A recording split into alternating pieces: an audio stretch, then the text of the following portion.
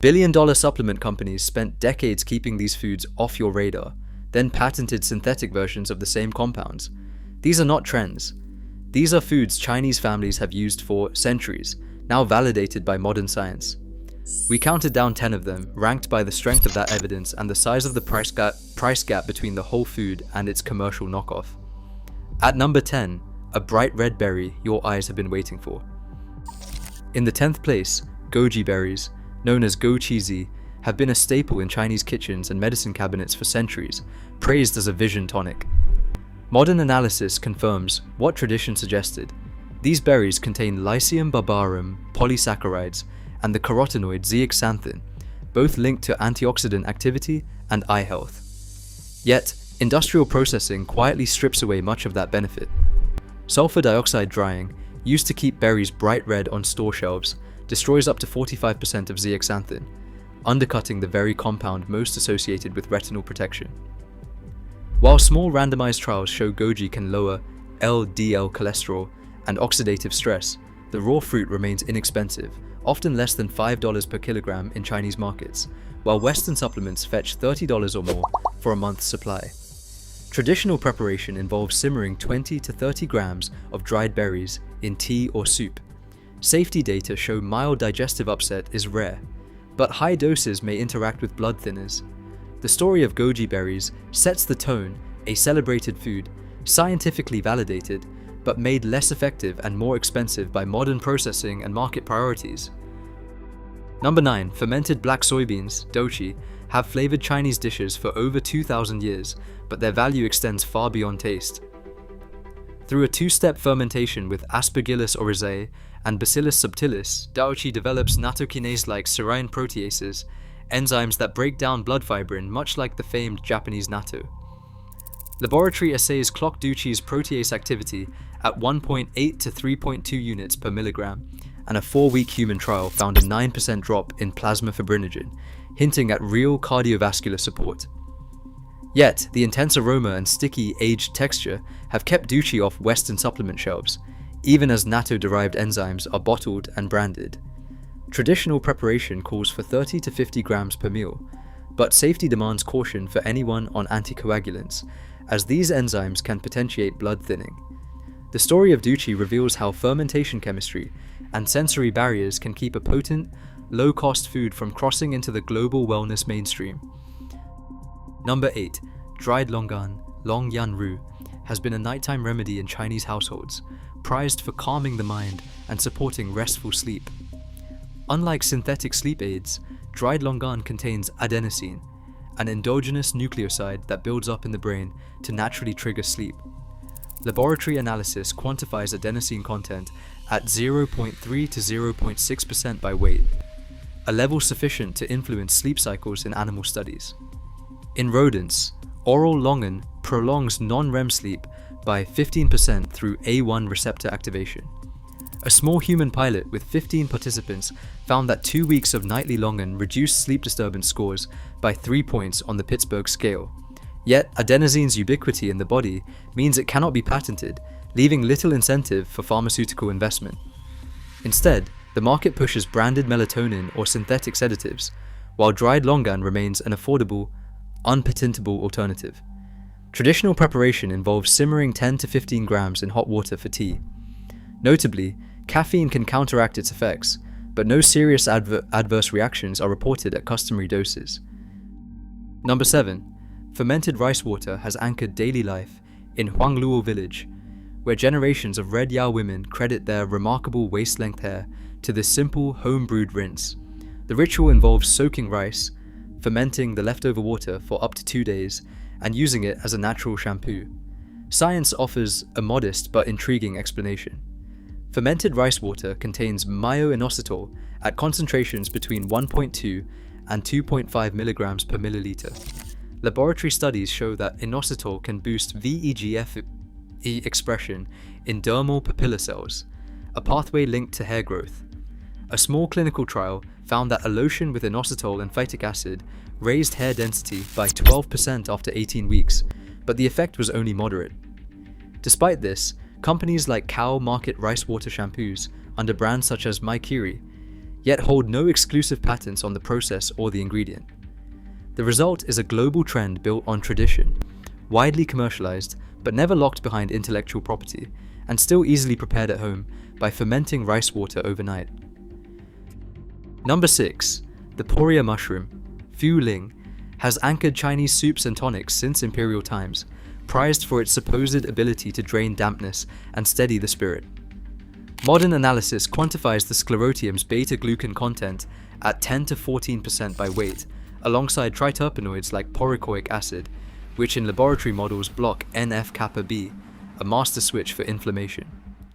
Mouse studies reveal that oral Poria extracts can boost macrophage phagocytosis and cut TNF-alpha levels by 35%, yet human evidence lags behind. A small pilot using 9 grams daily showed only a trend toward lower fasting glucose, with no significant effect. The market, however, wastes no time. While raw Poria sells for $3 a kilogram in Chinese markets, Western extracts command $30 to $70 per bottle, banking on the immune-boosting reputation of beta-glucans. Traditional recipes simmer slices of dried Poria in broth or congee. Safety data remain reassuring at customary doses, but the evidence for bold health claims is still moderate at best. Number 5. Hawthorn berries, Shanjia, occupy a rare position in the world of traditional remedies, a food with centuries of use as a heart tonic, now backed by high-level human evidence. The berries are rich in flavonoids, especially hyperoside and vitexin, which have been quantified in standardized extracts. A 2010 Cochrane review pulled data from multiple randomized controlled trials and found that hawthorn extract, at doses of 900 milligrams twice daily, improves exercise tolerance and reduces symptoms in chronic heart failure patients. These results set hawthorn apart from most herbal candidates, yet the supplement industry quickly moved to standardize and bottle the extract, selling it at premium prices while the raw berries remain inexpensive in Chinese markets. Caution is advised for those on digitalis, as hawthorn can amplify its effects. Traditional preparation involves simmering dried berries in tea or soup, a practice unchanged by the march of pharmaceutical branding. Number 4. Lotus root, Lian Yu, has been a humble staple in Chinese kitchens and a mainstay in traditional medicine, celebrated for its supposed ability to cleanse the blood and support digestion. But beneath its crisp texture lies a measurable metabolic impact rarely credited in Western nutrition. Rich in LRDF polysaccharides, lotus root delivers 12% soluble fiber by weight. A randomized crossover trial assigned 36 adults to consume 150 grams of boiled lotus root daily. After 4 weeks, postprandial glucose area under the curve dropped by 22% compared to control, with no digestive complaints reported. The food form evidence stands out. Whole lotus root, not an extract, delivered this effect. In Chinese markets, fresh lotus root costs just $2 to $3 per kilogram, while Western lotus powder sells for $25 per 30 grams. Traditional preparation is simple, sliced and boiled, served as a side, or in soup. No allergy or toxicity concerns have been flagged at dietary doses, making lotus root a safe, accessible food with clinically measurable benefits. Coming to the top 3, chrysanthemum flower tea, Zhuhua, has soothed tired eyes in Chinese homes for generations. Behind its gentle reputation lies a potent infusion of luteolin and apigenin, 2 flavonoids now quantified at 5 to 8 milligrams per liter in a standard brew. A double-blind, placebo-controlled trial with 50 participants delivered 400 milligrams of chrysanthemum extract daily and recorded a 30% reduction in ocular fatigue scores over 6 weeks, with no signs of liver or kidney toxicity. This places chrysanthemum tea among the rare few with human clinical data supporting its traditional claim. In China, loose leaf tea costs less than $10 for 100 grams, while concentrated extracts are sold at premium prices abroad. Preparation remains as simple as ever, steeping 2 to 3 grams of dried flowers in hot water. Allergy reactions are rare, and the beverage is generally considered safe for regular use. The story of Zhuhua highlights how a centuries-old, accessible remedy delivers measurable results for eye health, yet finds itself sidelined in favor of costly branded eye supplements. Number 2. Job's Tears, also known as Yi Yi Ren, has long been woven into the fabric of Chinese kitchens, prized for its subtle, nutty flavor and its reputation as a cleansing grain. But beneath its humble exterior lies a chemical profile that has quietly piqued the interest of metabolic researchers. The key compound, koixinolide, makes up between 0.4 and 0.9% of the milled grain, as measured by LCMS. In laboratory studies, oral koixinolide activates the AMPK pathway, a cellular switch central to fat metabolism. Mice fed koixinolide saw hepatic triglycerides drop by 28%, a result that hints at real potential for addressing fatty liver and metabolic syndrome. Early human data, while limited, are promising. A pilot study with 24 adults consuming 30 grams of roasted Job's tears daily for 8 weeks saw LDL cholesterol fall by 10%. The economic disparity is striking.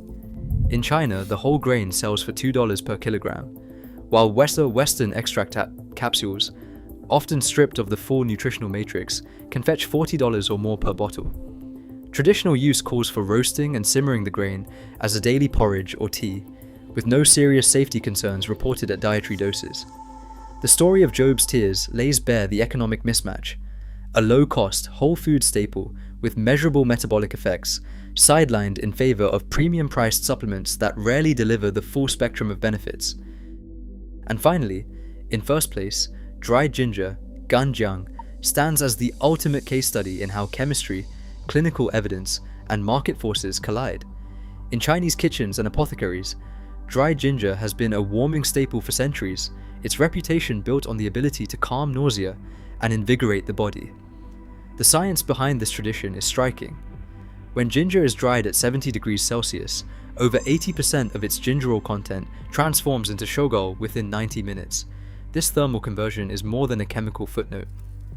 Shogal is not only more potent than gingerol, but it also crosses the blood-brain barrier, with a brain-to-plasma ratio of 0.12, opening the door to neurological effects that fresh ginger simply cannot match.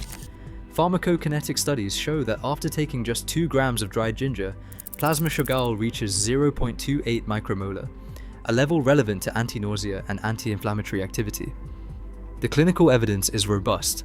A meta-analysis of 12 randomized controlled trials, spanning over 1,200 patients, found that 1 to 2 grams of dried ginger daily reduced nausea severity by 31%, especially in chemotherapy settings.